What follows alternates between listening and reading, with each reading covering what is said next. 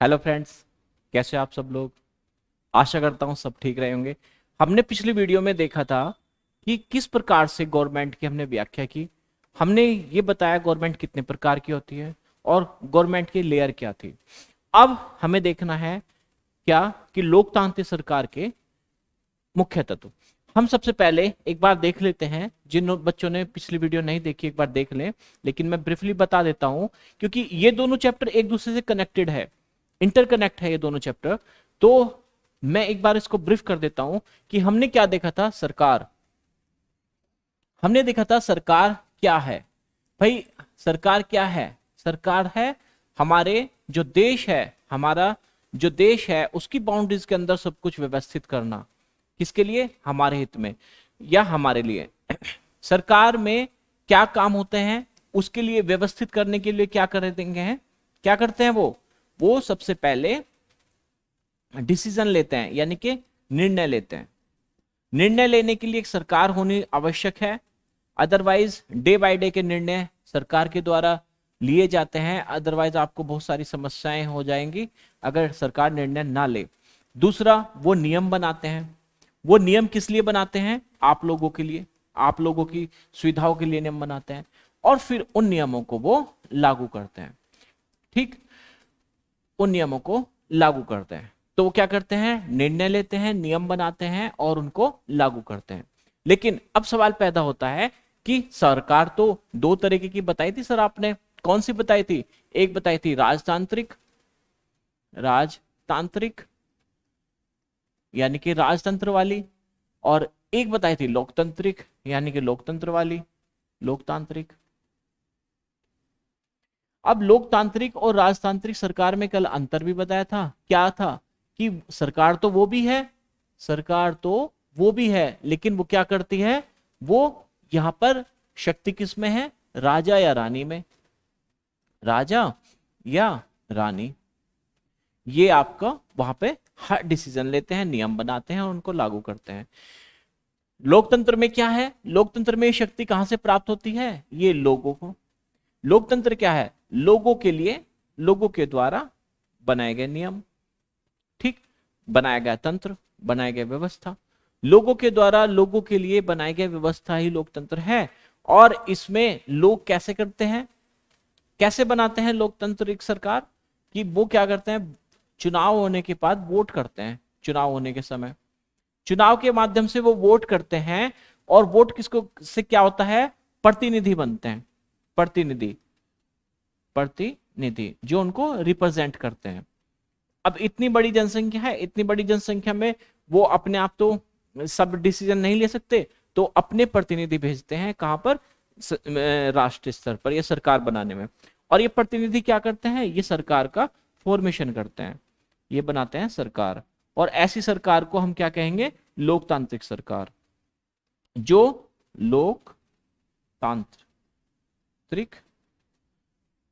सरकार, ये बन गई लोकतांत्रिक सरकार। क्या हुआ? लोगों ने वोट किया, प्रतिनिधि चुने गए, और प्रतिनिधि चुनने के बाद उन्होंने सरकार बनाई और ऐसी सरकार बोली लोकतांत्रिक सरकार। अच्छा, ये लोकतांत्रिक सरकार क्या वोट पर ही डिपेंड करती है? और भी बहुत तरीके हैं। सरकार तो बनेगी वोट देकर ही, लेकिन भागीदारी, ये वोट क्या बताती है? कि लोगों की भागीदारी है इस तंत्र में, लोगों की भागीदारी है, लोगों की पार्टिसिपेशन है। और जब उसकी पार्टिसिपेशन है तो इसका मतलब ये लोगों की सरकार है, लोगों के द्वारा बनाई गई सरकार है, इसलिए लोकतांत्रिक सरकार है। चलिए अब हम देखते हैं कि जो हमारा चैप्टर नंबर क्या है? 4। चैप्टर नंबर 4 है, वो है की एलिमेंट्स ऑफ डेमोक्रेटिक गवर्नमेंट। अब इसमें क्या है? डेमोक्रेटिक गवर्नमेंट के की एलिमेंट्स बताए गए हैं, यानी कि लोकतंत्र सरकार के मुख्य तत्व। मुख्य तत्व मतलब वे बेसिक एलिमेंट्स, जो वे एलिमेंट्री एलिमेंट्स जो बहुत जरूरी है लोकतंत्र के लिए। उसके बिना लोकतंत्र कह ही नहीं सकते। जैसे आपका चुनाव, चुनाव तो बहुत बड़ा है। अब चुनाव क्या है? पार्टिसिपेशन है, भागीदारी है। तो सबसे पहले इसका जो हम मुख्य तत्व पढ़ेंगे वो पढ़ेंगे भागीदारी। क्या है? भागीदारी, पार्टिसिपेशन। अब भागीदारी है, भागीदारी कैसे करेंगे वो हम इस चैप्टर में पढ़ेंगे कि कैसे भागीदारी होगी। फिर है दूसरा, इसके बाद और क्या होना चाहिए, लोगों की भागीदारी हो गई, लेकिन लोगों को समस्याओं का हल भी तो करेंगे। जो समस्याओं का हल करे, यानी कि समस्या हल, समस्या हल, यानी कि समस्या का हल कौन करेगी, सरकार करेगी। ये भी लोकतांत्रिक सरकार का क्या है, एलिमेंट्री की एलिमेंट्स हैं। और इसके बाद सबसे जरूरी, जिसके बिना कुछ हो ही नहीं सकता, समता और न्याय, इक्वलिटी और जस्टिस, यानी कि समता और न्याय, समता और न्याय। देखो भाई, समता और न्याय, समता और न्याय के बारे में मैं सबसे पहले बता दूं, इक्वलिटी और जस्टिस दोनों एक दूसरे के पैरेलल चलती है। जहां इक्वलिटी नहीं है वहां जस्टिस हो ही नहीं सकता, और जहां जस्टिस नहीं है वहां इक्वलिटी हो ही नहीं सकती। तो ये दोनों तो एक दूसरे के क्या है, पूरक है, एक दूसरे के बिना ये अधूरे हैं। तो हम इस चैप्टर में अब पढ़ेंगे कि जो आपके मुख्य तत्व है, एक है भागीदारी, एक है समस्या हल, और एक है समता और न्याय। तो शुरू करते हैं। इसकी जो शुरुआत की गई है इस पाठ की, अध्याय 4 की, अध्याय 4 में शुरुआत की है कि आप जो है लोकतांत्रिक सरकार के मुख्य तत्व। अब मुख्य तत्व, इसको समझाने के लिए इन्होंने क्या किया है, एक कहानी बनाई है। सबसे पहले हम इंट्रोडक्शन पार्ट इसका पढ़ लेते हैं। देखिए, मैं आपसे एक एक लाइन क्यों पढ़वाता हूं, इसलिए पढ़वाता हूं कि जिससे कुछ चीज छूटे ना। एनसीईआरटी की बुक में एक एक लाइन मायने रखती है और एक एक लाइन मायने रखती है, क्या पता कौन सी लाइन से क्वेश्चंस आ जाए और कौन सी लाइन से क्या समझ विकसित हो। तो देखिए, इस पार्ट में आप लोकतांत्रिक सरकार के कामों को प्रभावित करने वाले कुछ मुख्य बातों को पढ़ेंगे। प्रभावित करने वाले बातें हैं वही क्या है, वे लोगों की भागीदारी, समस्याओं का समाधान यानी कि सोल्व, हल, और समानता एवं न्याय, समता या समानता एवं न्याय। तो क्या होगा, इक्वलिटी और जस्टिस। ये सभी लोकतांत्रिक व्यवस्था को सफल करने में बहुत बड़ी भूमिका निभाते हैं। अगर ये तीनों नहीं है तो लोकतंत्र सफल हो ही नहीं सकता। ठीक, जहां लोगों की भागीदारी नहीं होगी वो कहें का लोकतंत्र, जहां समस्याओं का हल नहीं कर पाएगी सरकार वो कहें का लोकतंत्र, फेल ही होना है।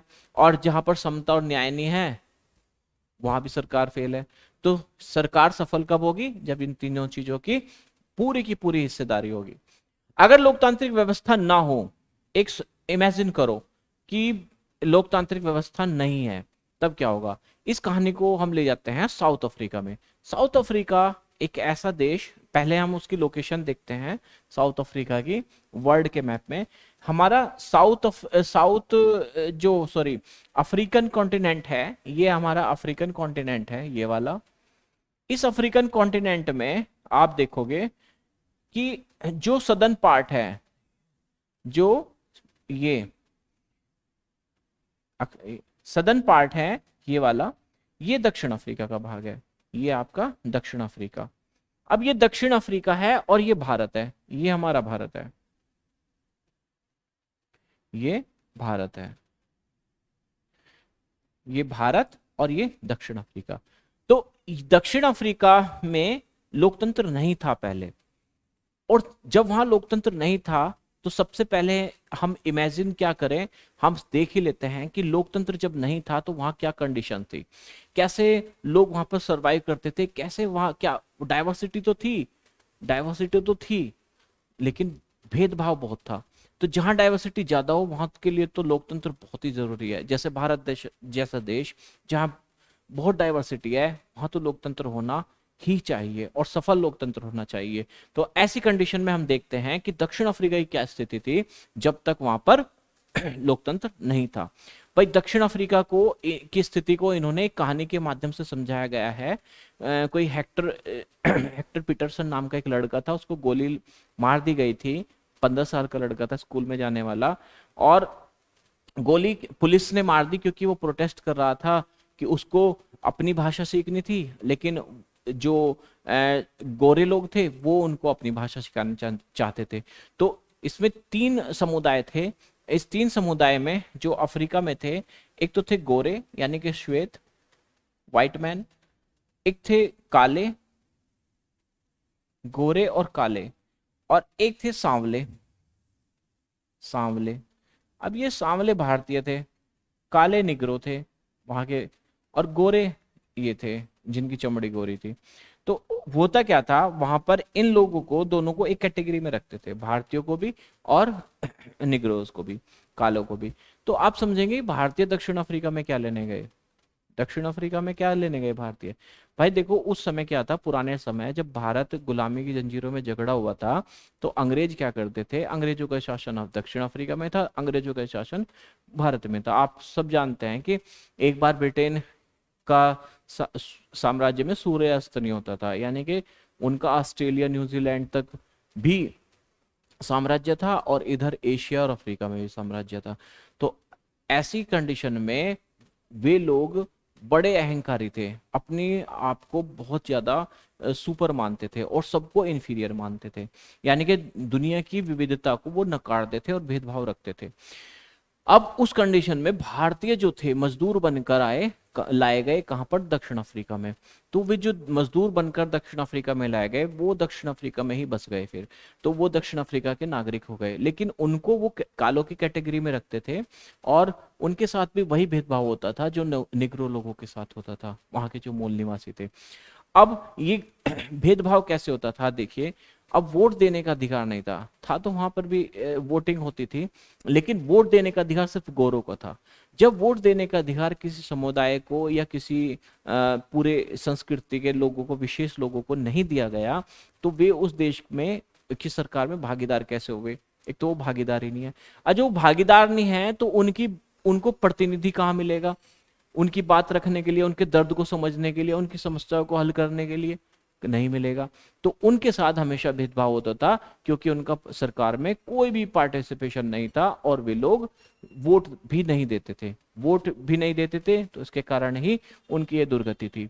यानी कि ये कह सकते हो सच्चे अर्थों में वहां पर लोकतंत्र नहीं था। तो दक्षिण अफ्रीका की इन्होंने एग्जाम्पल दिया है, ये दिया है दक्षिण अफ्रीका एक ऐसा देश है जहां कई प्रजातियों के लोग रहते हैं, श्वेत, अश्वेत, और जिनकी त्वचा का रंग सांवला है जैसे भारतीय। एक लड़की है, उसकी लड़की अपने घर में कुछ काम करती है, उसको कुछ पुराने डॉक्यूमेंट्स मिलते हैं, और उसमें कुछ वो फोटो देखती है एक 15 साल के लड़के का, और अपनी माँ से पूछते हैं ये कौन है, तो उसकी माँ बताते हैं ये है हेक्टर पीटरसन। हेक्टर पीटरसन का एक उदाहरण है। हेक्टर पीटरसन की कहानी पूछते कि ये कहाँ गया, कि इसको पुलिस ने गोली मार दी। तो लड़की सोचती है भाई पुलिस ने इसको गोली क्यों मारी, क्या एक क्रिमिनल था, और 15 साल का स्कूल में जाने वाला बच्चा क्या क्रिमिनल होगा, उसको गोली क्यों मारी गई। उसकी मेन वजह फिर उसकी माता बताती है कि भाई ये जो है ना विरोध कर रहा था, किसका विरोध कर रहा था, अपने हकों के लिए, भेदभाव का विरोध कर रहा था। ये क्या कर रहा था, माया की माँ ने समझाया कि अफ्रीका में पहले रंग भेद कानून चलता था। रंग भेद कानून मैंने बता दिया, गोरों के लिए अलग सुविधाएं और अफ्रीकन्स के लिए यानी कि कालों के लिए अलग। अब जो काले हैं उनको तो निम्न स्तर की सुविधाएं मिलेंगी, सुविधा तो छोड़ो, बस एक खाना पूर्ति थी, और जो गोरे हैं उनको फर्स्ट क्लास सुविधाएं मिलेंगी। और अंतर इतना था देखिए कि वहां की जो काले होते थे वो एक साथ नहीं रह सकते थे गोरों के, उनकी अलग बस्ती होती थी, उनकी अलग बस्ती होती थी गोरों की। और तो और हॉस्पिटल भी सेम नहीं होते थे, हॉस्पिटल भी अलग होते थे, एम्बुलेंस भी सेम नहीं होती थी, एम्बुलेंस भी अलग अलग होती थी। इतना ज्यादा विभेद उनके साथ होता था कि जैसे वो मानव ही ना हो, वो इस देश के हो ही ना हो, वो उनको एज ए पशु की तरह रखते थे बिल्कुल। जैसे ये इनके पालतू पशु है, जैसे चाहो ऐसे रख लो। पालतू पशु को भी आदमी सोच लेता है भाई ठीक से रखो, कहीं धन की हानि हो जाएगी, वो उसको भी आदमी धन ही मानता है, लेकिन वो तो उनके लिए कुछ थे ही नहीं। तो ऐसी कंडीशन में वहां पर आंदोलन होने शुरू हुए। अब कहानी क्या थी हेक्टर पीटरसन की। हेक्टर पीटरसन जो स्कूल में पढ़ता था, हेक्टर पीटरसन वो रंग भेद कानून का शिकार ऐसे हुआ कि वहां पर जो गोरे होते थे वो अफ्रीकांस भाषा बोलते थे, अफ्रीकांस, उस लैंग्वेज को बोलते थे अफ्रीकांस, और ये बोलते थे जुलू, इनकी भाषा थी जुलू। ये दोनों इंपॉर्टेंट है, याद रखना, जुलू कहाँ की भाषा है, दक्षिण अफ्रीका की। तो जुलू बोलते थे। तो लेकिन वहां पर जो स्कूल में जबरदस्ती अफ्रीकांस समझाने की, पढ़ाने के लिए कोशिश की जाती थी, लेकिन ये जुलू पढ़ना चाहते थे और जबरदस्ती थी, तो ये इन्होंने उसका विरोध किया। जब विरोध किया, प्रोटेस्ट किया, तो उसमें पुलिस ने गोली चला दी और उस लड़के को गोली लग गई और वो मर गया। तो यहाँ पर यही कहानी है। दक्षिण अफ्रीका की प्रजातीय इस आधार पर अलग अलग समूह में बटी हुई थी। वहां के कानून के मुताबिक श्वेत, अश्वेत, भारतीय, अन्य प्रजातियों को एक दूसरे से संबंध रखने बनाने की भी इजाजत नहीं थी, यानी कि सब अलग होते थे। विभिन्न प्रजातियों के लोग न तो एक दूसरे के आसपास रह सकते थे और न ही आम सुविधाओं का इस्तेमाल कर सकते थे, यानी कि आम सुविधाएं भी सबकी अलग अलग थी, गोरों की अलग, कालों की अलग। माया के को अपने कानों पर विश्वास नहीं हो रहा था। वो सोचती थी क्या ऐसा हो सकता है कि भाई सबके लिए अलग अलग हो, लोग एक दूसरे के साथ संबंध भी ना रख पाए, और वो भी सिर्फ स्किन के कलर के आधार पर। तो ऐसे रंगभेद कानून के तहत जिस तरह का जीवन था उसके बारे में बताते हुए माया माँ की आवाज में बड़ा गुस्सा था। वो भी गुस्से में बता रही थी कि कैसे कैसे डिस्क्रिमिनेशन होता था। गुस्सा तो आता ही है भाई, जब किसी के साथ विभेद होगा तो गुस्सा तो आएगा, और वो उन पुराने दिनों को, अपने बुरे दिनों को याद करेंगे और कहेंगे कि भाई इसकी वजह से बुरे दिन थे हमारे, तो उसके ऊपर गुस्सा आना नेचुरल है। उन्होंने बताया कि श्वेत और अश्वेत लोगों के अस्पताल अलग थे, अलग होते थे। अस्पतालों की गाड़ियां भी अलग होती थी, देखो एम्बुलेंस भी अलग होती थी। जो श्वेत लोगों के अस्पताल की गाड़ियां थी वो सभी सुविधाओं से युक्त थी, और जो अश्वेत की थी वो गाड़ियां, उनमें कोई सुविधा थी नहीं। जबकि रेल और बसें भी अलग थी, यहां तक कि श्वेत और अश्वेत लोगों के लिए बस स्टैंड भी अलग थे। और तो और क्या, लोग साथ खड़े भी नहीं हो सकते, बात भी नहीं कर सकते, उनके बस स्टैंड भी अलग थे। इतनी बुरी हालत थी। क्यों? क्योंकि वहां पे सच्चे अर्थों में लोकतंत्र था ही नहीं। अब लोकतंत्र क्या हुआ, अब अश्वेत लोगों को वोट देने का भी अधिकार नहीं था। देश की सबसे अच्छी जमीन श्वेत लोगों को और बुरी जमीन जो थी अश्वेत लोगों को। यानी कि आप समझ सकते हो कि जो भी देश की प्राइमरी संसाधन होंगे वो डिस्ट्रीब्यूट होंगे किसमें, पहले श्वेत में, और जो बचा कुचा होगा, बेकार होगा, वो सब अश्वेत में। भारतीयों को श्वेत लोगों के बराबर नहीं माना जाता, अश्वेत लोग और भारतीय लोगों को अश्वेत लोगों के बराबर नहीं माना जाता था। दक्षिण पश्चिम में हिस्से में एक शहर था जहां पर सिर्फ अश्वेत लोग रहते थे, हेक्टर पीटरसन वहीं का था, और वहां के श्वेत लोग अफ्रीकांस भाषा बोलते थे। ये क्या बोलते थे? अफ्रीकांस, इनकी लैंग्वेज थी अफ्रीकांस। हेक्टर स्कूल के अन्य विद्यार्थियों पर इस भाषा को सीखने के लिए जोर डाला जा रहा था, जबकि वो जुलू सीखना चाहते थे। वो कौन सी लैंग्वेज सीखना चाहते थे? वो जुलू भाषा को सीखना चाहते थे। हेक्टर, ये आप ज्योग्राफी में पढ़ेंगे कि ये जो जुलू लैंग्वेज है कहाँ की है। ये जुलू लैंग्वेज दक्षिण अफ्रीका की है। अपने सहपाठियों के साथ मिलकर अफ्रीकांस सीखने का विरोध कर रहा था। दक्षिण अफ्रीका की पुलिस ने विरोध करने वाले इन लोगों पर बड़े पैमाने से पीटा और भीड़ पर गोलियां बरसाई, जिसमें एक गोली हेक्टर को भी लग गई। और 16 जून 1976 की घटना है, ठीक। अब अफ्रीकी राष्ट्रीय कांग्रेस, नेल्सन मंडेला, सबने नाम सुना होगा नेल्सन मंडेला का। नेल्सन मंडेला अपने आप में एक शख्सियत है जिन्होंने रंगभेद कानून के खिलाफ पूरा जीवन संघर्ष किया और अहिंसात्मक रूप से संघर्ष किया। ये गांधी जी के अनुयायी थे, अहिंसा में विश्वास रखते थे, और इन्होंने अहिंसा के रास्ते पर रंगभेद कानून का विरोध किया, और इनके प्रयास, अंततः इनका संघर्ष कामयाब रहा, और 1994 में इन्हें सफलता मिली और दक्षिण अफ्रीका में एक लोकतांत्रिक देश सरकार बनी, और राष्ट्र जो नेल्सन मंडेला थे वहां के प्रमुख बने थे। तब से सभी प्रजातियों के लोगों को बराबर माना जाने लगा। अब गोरे कालों का कोई भेद नहीं रहा, वहां पर सबको वोट देने का अधिकार हुआ, और वे सब चीजें खत्म कर दी गई। क्या कि इसके लिए अलग है और उसके लिए अलग है। अब देखो इसमें सबसे पहली चीज क्या निकल कर आई कि जब लोकतंत्र नहीं था तो क्या वहां सबकी भागीदारी थी? नहीं, भागीदारी नहीं थी, क्योंकि वोट देने का तो अधिकार था ही नहीं उनको। तो भागीदारी है ना, भागीदारी होना जो है बहुत जरूरी है लोकतंत्र में। कैसे भागीदारी करते हैं। हमारे यहाँ नियमित रूप से चुनाव क्यों होते हैं, क्यों होते हैं भाई चुनाव? चुनाव एक बार चुनाव करा दिए बस, दैट्स ऑल, खत्म। चुनी हुई सरकार है, हम बोलते रहेंगे चुनी हुई सरकार है। तो बार बार 5 साल में कराने की क्या जरूरत है? भारत में तो 5 साल में ही होते हैं ना। क्या जरूरत है भारत में 5 साल में चुनाव कराने की? जरूरत है भाई। अगर आप जो चुनाव है एक बार ही करा कर छुट्टी करे कि चुनी हुई सरकार है आजीवन रहेगी, नहीं। चुनी हुई सरकार भी निरंकुश हो सकती है यदि लोगों की भागीदारी उसमें नहीं है। 5 साल में फिर रिपीट करो भाई।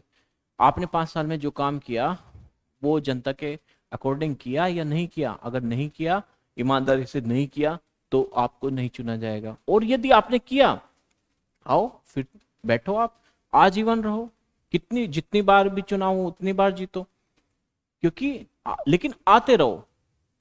हम जनता एवोल्यूशन करती रहेगी, आपको नाप तोलती रहेगी। अगर जनता कहती है हाँ ठीक है, आप हमारे अकॉर्डिंग काम कर रहे हो, हमारे विकास के लिए काम कर रहे हो, या हमारे इच्छाओं के अनुरूप काम कर रहे हो, तो लो वोट, आ जाओ सरकार में। और यदि ऐसा है कि नहीं आपने तो हमारे अकॉर्डिंग काम किया नहीं, तो भागो भाई, अब निकलो यहां से। तो 5 साल तक आपने खूब मौज उड़ा ली, अब खत्म। लेकिन बात यही नहीं रुकती। अब पहले ये समझ लेते हैं कि लोग, वही बात जो मैंने आपको चार्ट में समझाई थी, वो यहाँ शब्दों में कैसे लिखी हुई है। लोकतंत्र में लोग निर्णय लेते हैं, लोग लेते हैं निर्णय। सरकार कहां से आती है? लोगों से। तो वो जो सरकार का निर्णय होता है वो लोगों का निर्णय माना जाता है।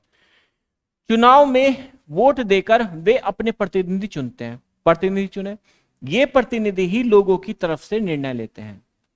ठीक, संसद में बैठकर वे प्रतिनिधि, अगर आपने एमपी को चुना, मेंबर ऑफ पार्लियामेंट को चुना, तो वो जो लोकसभा सदस्य है वो लोकसभा में बैठकर आपकी बात करेगा, क्योंकि आपने उनको चुना है और आपसे उन्होंने कुछ वादा किया है।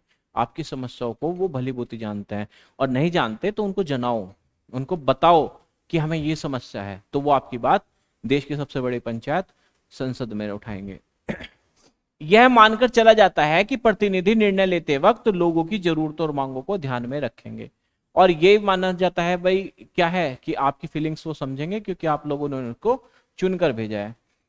अब इन्होंने क्या है, सभी सरकार को एक निश्चित समय दिया हुआ है, एक निश्चित समय है, चुना जाता है। भारत में ये अवधि 5 वर्ष की है। एक बार चुने जाने के बाद सरकार 5 वर्ष तक सत्ता में रहती है। सरकार का फिर से सत्ता में बने रहना तभी संभव है जब लोग उसे बार बार चुने। चुनाव का समय लोगों की वह घड़ी, चुनाव का समय लोगों के लिए वह घड़ी है जब लोकतंत्र में अपनी ताकत महसूस करते हैं। अब चुनाव के समय आपने देखा होगा कि कभी कभी ऐसा होता है कि जिस आदमी ने कभी भी किसी के सामने सर नहीं झुकाया, वो चुनाव के समय हाथ जोड़कर पांव छूकर वोट मांगते हैं। उनसे जैसा भी बने वो करते हैं, लेकिन लोग बस उनको वोट दे दो। वो आपसे वादे भी करेंगे, वो आपसे की समस्याओं को कंसर्न भी करेंगे, लेकिन आप शेर हो, आप राजा हो कब? जब आप चुनाव होंगे, वो चुनाव के द्वारा ही तो होता है ऐसा। हाँ, ऐसा नहीं, इसके आगे बताएंगे कि भागीदारी सिर्फ वोट ही नहीं, अगर सरकार बन जाए और वो आपके अकॉर्डिंग काम ना करे, आपके दिमाग में बात उठ रही होगी कि काम ना करे, तो कैसे करें, उसका भी तरीके हैं। उसके तरीके क्या हैं, आगे पढ़ते हैं। तो इस तरह से नियमित चुनाव होने से लोगों का सरकार पर नियंत्रण होता है। वही बात है कि अगर चुनाव 5 साल में नहीं होंगे, यानी कि कह दिया कि आजीवन आप रहो, चुनाव नहीं होंगे, अब चुनी सरकार हो आप, तो भाई नियंत्रण कैसे होगा? कैसे वो 5 साल बाद दोबारा आपके पास, आपके दरवाजे पे आएंगे कि हमें वोट दे दो? तब आप बताओगे कि भाई हमने आपको तब इसलिए वोट दिया था और हम इसलिए अब आपको वोट नहीं देंगे या देंगे। नियंत्रण होता है, सरकार पर नियंत्रण होता है, चुनाव द्वारा ही सरकार पर नियंत्रण किया जाता है। अब भागीदारी के अन्य तरीके, भाई 5 वर्ष में एक बार चुनाव होते हैं, और वोट देने के अलावा लोकतंत्र सरकार निर्णय और नीतियों में लोगों के भाग लेने के और भी कई तरीके हैं। और क्या तरीके हैं ये देखते हैं। ये कुछ अखबार के पोस्टर्स हैं, वो है कटिंग्स हैं। इसमें समझाया गया है कि कैसे लोग अपनी बातों को अखबारों में रखते हैं। ये भी एक भागीदारी का तरीका है, अपनी बातों को रखना। और इससे ये भी पता चलता है कि आप सरकार की नीतियों पर नजर बनाए हैं और आप सरकार से अपनी बातें कह रहे हैं या सरकार की जो किसी भी कमी की आप आलोचना कर रहे हैं। तो अखबार में आप लेख देखते रहते हैं, उसमें लोग भी अपनी राय देते रहते हैं। तो इसमें लोग सरकार के कार्यों में रुचि ले, एक अन्य तरीका है लोग सरकार के कार्यों में रुचि ले और आलोचना भी करे। तो आलोचना और सरकार के कामों में रुचि यानी कि नजर भी बनाए रखे सरकार पर, और क्या करे, उसकी आलोचना भी करे। अगर कोई काम गलत है तो इसका मतलब ये क्या हुआ, रुचि ले और आलोचना। आलोचना ये आपके भागीदारी के दो तरीके हो रहे। एक तो हो गया था, उससे पहले क्या था, वोट। उससे पहले था वोट, आपने वोट दिया, सरकार के कामों में रुचि ली, सरकार पर नजर बनाए हैं, और अगर आपको ठीक नहीं लग रहा है कौन तो उसकी आलोचना भी आपने की। ये भागीदारी के तरीके हैं। ये अगस्त 2005 की एक घटना है। उसमें क्या हुआ, सरकार ने बिजली के दाम बढ़ा दिए थे। तो सरकार ने जब बिजली के दाम बढ़ा दिए तो एक बड़ा जन आंदोलन शुरू हो गया, और लोगों की बात सरकार को सुननी पड़ी, और उनके जो बिजली के बिल बढ़ाए हुए थे उनको वापस लेना पड़ा। तो इससे कह सकते हैं कि क्या ऐसा क्यों किया उसने, क्योंकि वह आम जनता के प्रति जिम्मेदार है। कौन, सरकार। सरकार जो है वो आम जनता की है, इसलिए आम जनता की बात नहीं सुनेगी तो फिर किस नाम की सरकार। ऐसे कई तरीके हैं जिनके द्वारा लोग अपनी राय व्यक्त कर सकते हैं और सरकार को यह समझा सकते हैं कि उसे क्या कार्रवाई करनी चाहिए। यानी कि सरकार को अपनी बात भी रख सकते हैं, अपनी राय भी रख सकते हैं और समझा भी सकते हैं। इन तरीकों में है धरना, जुलूस, हड़ताल, हस्ताक्षर अभियान, ये तरीके हैं। अगले मान लिया सपोज करो आप सरकार को बताना है, मीडिया के द्वारा भी आप बताएंगे, बिल्कुल बताएंगे, राय रखेंगे, उन्हें अपनी बात बताएंगे। लेकिन अगर नहीं सुन रहे हैं तो हम आंदोलन भी करेंगे, वो जन आंदोलन भी हो जाएगा, धरने प्रदर्शन भी करेंगे, सारे काम करेंगे। इसके जरिए जो बातें गलत हैं और न्याय संगत नहीं है उन्हें सामने लाया जाएगा। जो भी बात गलत होगी वो सामने लाएंगे। ये लोकतांत्रिक सरकार की बहुत बड़ी खूबसूरती है, और इस खूबसूरती के कारण ही लोकतंत्र जो है, अगर लोगों की भागीदारी है तो सफल होता है। अब दूसरा है अखबार, पत्रिकाएं एवं टेलीविजन भी जनता से जुड़े मुद्दों और सरकार की जिम्मेदारियों पर चर्चा करने में महत्वपूर्ण भूमिका निभाता है। यानी कि इसमें आ गया मीडिया का रोल। देखो भाई, मीडिया बहुत ताकतवर होती है। क्या मीडिया जो है सरकार की नीतियों को, सरकार की नीतियों पर नजर रखती है, जनता की बात उठाती है और उन पर विचार भी व्यक्त करती है। जहां यह सच है, जहां यह सच है कि लोकतंत्र लोगों को भागीदारी का मौका देता है, भागीदारी का मौका देता है, वहीं यह भी सच है कि सभी वर्ग के लोगों को यह मौका नहीं मिलता। अब देखिए वही दक्षिण अफ्रीका वाली बात, लोकतंत्र वहां भी वोट तो कर ही रहे थे लेकिन सबको मौका नहीं मिला। सबको मौका नहीं मिला तो एक आंदोलन हुआ। आंदोलन किसके खिलाफ हुआ, रंगभेद नीतियों के खिलाफ हुआ। और वहां पर सच्चे, जब उनको वोटिंग का अधिकार मिल गया तो वहां भी सच्चे अर्थों में लोकतंत्र आ गया 1994 में नेल्सन मंडेला के प्रयासों से। अब यहाँ भारत में भी ऐसे बहुत हैं जो वोट तो दे देते हैं, खरीद भी लेते हैं वोटों को। देखो चलता है, लेकिन चुनाव आयोग बड़ा सख्त है। तो चुनाव आयोग के कोड ऑफ कंडक्ट्स भी हैं कि आप किसी को बहला फुसलाकर या लालच देकर उसकी वोट नहीं खरीद सकते। अगर ऐसा खरीदते हैं तो कानूनन दंड है। उसके लिए भी चुनाव आयोग ने काफी कुछ किया हुआ है। तो ऐसी बातों पर हम देखें कि बहुत बार ऐसा होता है कि मेन लोकतंत्र होता है भागीदारी से संबंधित। भागीदारी कैसे हुई, वोट देकर हुई, आलोचना करके हुई, राय देकर हुई, जुलूस आंदोलन करके हुई। और भागीदारी नहीं भी होती बहुत सारे लोगों की। किन की भागीदारी नहीं होती, जैसे दलितों की भागीदारी नहीं है, आदिवासियों की, अल्पसंख्यकों की, महिलाओं की, अन्य लोगों की भागीदारी कम होती है। तो ऐसे क्या होगा, आंदोलन इसका तरीका है उनकी भागीदारी को, अगर उनके साथ भेदभाव हो रहा है तो आंदोलन, वे लोग आंदोलन करते हैं और उनकी भागीदारी बढ़ती है किसमें, उनकी बात सरकार तक पहुंचती है और भागीदारी बढ़ती है सरकार में। अगर देश के लोग सजग हैं, देखो एक सजगता भी, सजग यानी कि जागरूक हैं। आप डेली न्यूज पढ़ते हैं, न्यूज देखते हैं, है ना, इंटरनेट पर भी न्यूज करंट ढूंढते हैं, समसामयिक घटनाएं ढूंढते हैं। तो अगर आप जागरूक हैं तो इस बारे में रुचि लेते हैं कि देश कैसे चलाया जाए, भाई आपने कोई घटना पढ़ी और आप उसके बारे में विचार देना शुरू कर देंगे, सरकार ने ये गलती की और ये इनका ऐसा करना चाहिए था और ऐसा नहीं करना चाहिए था।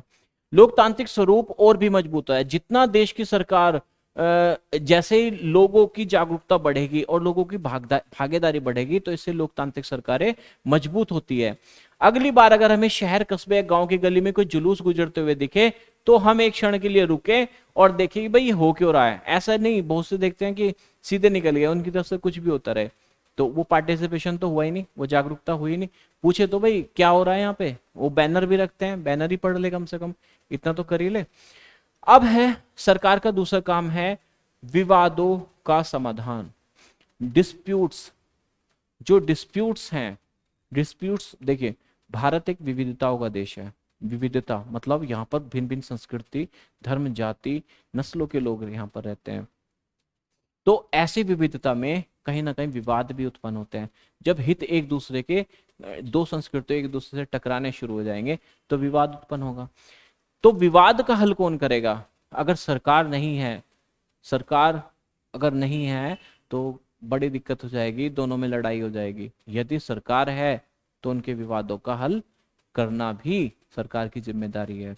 तो इसमें क्या कहा है, आपने माया की कहानी में पढ़ा कि कैसे विवाद या समस्याओं के समाधान के लिए कई बार हिंसा का प्रयोग किया गया, और अधिकतर जहां देखा जाए कि सरकार हल करने में थोड़ी आनाकानी करती है समस्याओं को, तो वहां पर हिंसा हो जाती है। इसलिए होता है कि एक समूह यह मान लेता है कि दूसरे समूह को विरोध करने से रोकने के लिए बल का प्रयोग करें। अब वहां पे गोरों ने बल का प्रयोग किया, किसको? कालों के रोकने के लिए। तो वो अपने आप को सुपीरियर मानते थे, तो हो गई हिंसा। विवाद तब उभरता है जब विभिन्न संस्कृति, धर्म और क्षेत्र, जब विभिन्न संस्कृतियों, धर्म, क्षेत्र और आर्थिक पृष्ठभूमियों के लोग एक दूसरे के साथ तालमेल नहीं बैठा पाते। उनके हित एक दूसरे से टकराने लगते हैं, कंट्राडिक्शंस पैदा होने लगते हैं उनके विचारों में। ऐसा तब भी होता है जब कुछ लोगों को लगता है कि उनके साथ भेदभाव किया जा रहा है।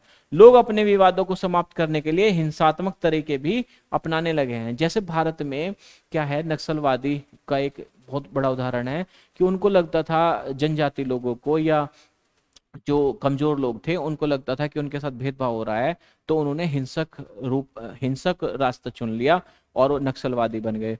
तो हालांकि वो गलत है, उसीलिए सरकार बनी है कि वो ऐसी कंडीशन में ना आए कि उन्हें हिंसा का रास्ता अपनाना पड़े। और जहां हिंसा हो जाती है इसका मतलब सरकार उस झगड़े को हल करने में फेल हो गई, तो ये सरकार की फेलियर होती है, जिससे अन्य लोगों में भय और असुरक्षा की भावना फैलती है। सरकार की जिम्मेदारी होती है कि ये विवादों का समाधान करे। सरकार की क्या जिम्मेदारी है? विवादों का समाधान करे। तो आपने क्या देखा? आपने देखा भागीदारी और दूसरा विवादों का समाधान। ये भी क्या है, बहुत ही की एलिमेंट्स हैं।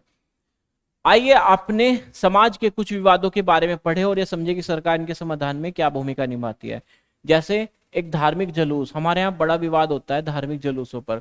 हमारे यहाँ जैसे मान लिया, सपोज करो दो धर्म के लोग हैं और धार्मिक जुलूस आप विपरीत धर्म के लोगों के मोहल्ले से निकालना शुरू कर दे।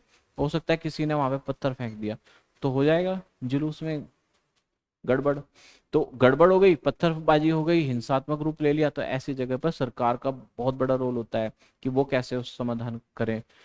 धार्मिक जुलूस उत्सव कई बार समस्या का कारण बनते हैं। उदाहरण के लिए धार्मिक जुलूस किस रास्ते पर निकले हैं, यही कई बार विवाद का कारण बन जाता है। कई बार हिंसा भड़कने का खतरा रहता है। कभी कभी जुलूस के लोग उत्तेजित हो जाते हैं, कभी लोग जुलूस पर पत्थर फेंकने लगते हैं और उसे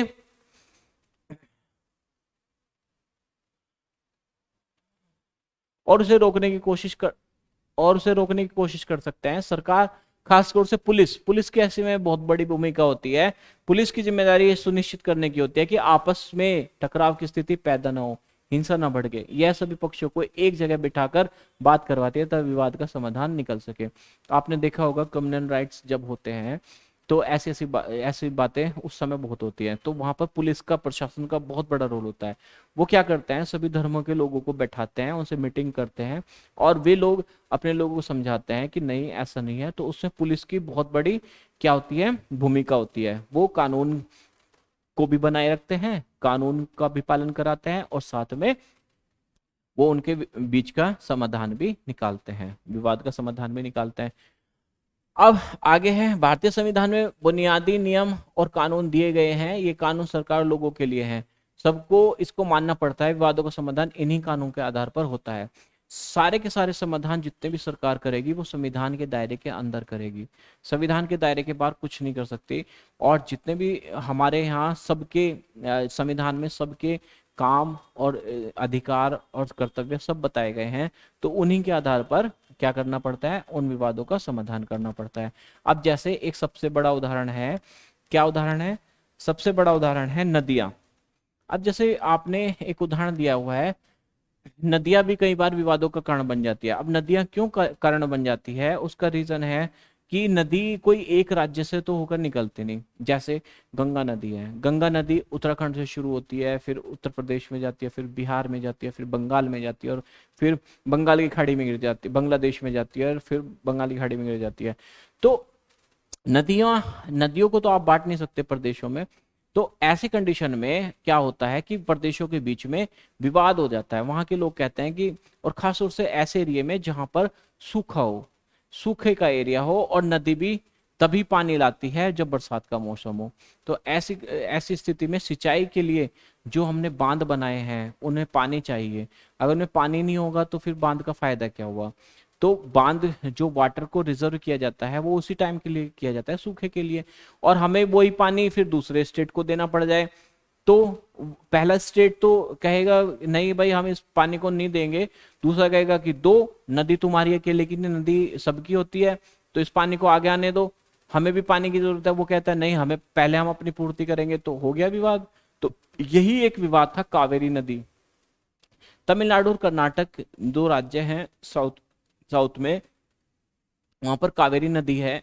कावेरी नदी पर भी यही विवाद है। उसमें एक डैम है कर्नाटक में, उस डैम का नाम याद रख लेना, कृष्ण राजा सागर। ये इंपॉर्टेंट है थोड़ा सा, कृष्ण राजा सागर बांध, कृष्ण राजा सागर बांध। और तमिलनाडु है मेट्टूर डैम, तमिलनाडु में है मेट्टूर डैम। तो मेट्टूर डैम है तमिलनाडु में, और कर्नाटक में है कृष्ण राजा बांध। अब होता क्या है कि सपोज करो ये है कर्नाटक और ये है तमिलनाडु, ठीक, ये तमिलनाडु है और ये कर्नाटक है। अब इसमें कावेरी नदी बह रही है, ये नदी आ रही है बहते हुए। तो यहाँ पर तो हो गया कृष्ण राजा डैम और यहाँ पर हो गया मेट्टूर डैम। अब ये क्या है कि नदी का फ्लो है इस साइड में, तो अब क्या होगा कि कृष्ण सूखे का टाइम आ गया, नदी का पानी भी कम होने लगा, पानी कम आने लगा, पानी की जरूरत ज्यादा हुई और पानी नदी में कम आ रहा है। तो ऐसे में क्या होगा कि ये जो है ये डैम, ये पानी आगे का कम कर देगा जाना, और जब ये पानी आगे कम हो जाएगा तो इसका जो रिजर्व है वो खाली हो जाएगा। यहाँ पर सिंचाई का काम चल रहा है, पानी पीने का। अब कर्नाटक में क्या है, कर्नाटक में इस कृष्ण राजा डैम से कर्नाटक के सिंचाई का काम चलता है, और बेंगलोर सिटी को पानी भी मिलता है पीने के लिए। और जो तमिलनाडु का मेट्टूर डैम है, ये डेल्टाई क्षेत्रों में, जो वहां के डेल्टाई क्षेत्र है उसमें सिंचाई का काम करता है। तो इन दोनों में सूखे के समय विवाद उत्पन्न हो जाता है। ये कहते हैं कि पानी को आगे आने दो, ये कहते हैं नहीं पहले हम अपना पूर्ति करेंगे उसके बाद पानी आगे देंगे। ये कहते हैं कि अगर पानी आगे नहीं आएगा तो हम सिंचाई कैसे करें।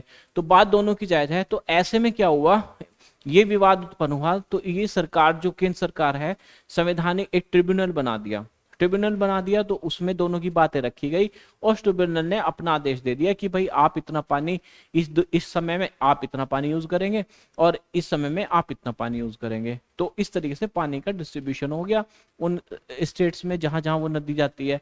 तो इक्वल, तो क्या हुआ, वो विवाद समाप्त हुआ। अब आगे लेकिन हुआ किसके अंदर, संवैधानिक तंत्र के अंदर। अब ये नदी है वो कावेरी, कितनी अच्छी लोकेशन है देखिए, कभी साउथ में जाना घूमने, बहुत अच्छा लगता है। अब तीसरी चीज है फिर समानता एवं न्याय। ये तो हो गया समानता एवं न्याय, ये पूरी कहानी है जो मैंने आपको बताई है, ये वही है समानता और न्याय। समानता और न्याय क्या है, समानता यानी कि इक्वलिटी, न्याय मतलब जस्टिस, सबको समान अवसर, सबके साथ समानता, कोई भेदभाव नहीं, तो समानता। न्याय जब भेदभाव नहीं है तो न्याय होगा, और जब न्याय नहीं होगा तो भेदभाव तो अपने आप हो जाएगा, यानी कि असमानता उत्पन्न हो जाएगी। आपने दक्षिण अफ्रीका के केस में देखा, और भारत में भी आप देख ही सकते हो अपने चारों तरफ। यदि महिला है, महिला के साथ हम भेदभाव करते हैं, तो उनको न्याय कहाँ मिलेगा? न्याय की तो वो आशा कर ही नहीं सकते। और यदि उनको न्याय मिल रहा तो उनका सारा भेदभाव ही खत्म हो जाएगा, यानी कि जो बात सही है वो न्याय है, और जो गलत है वो अन्याय है।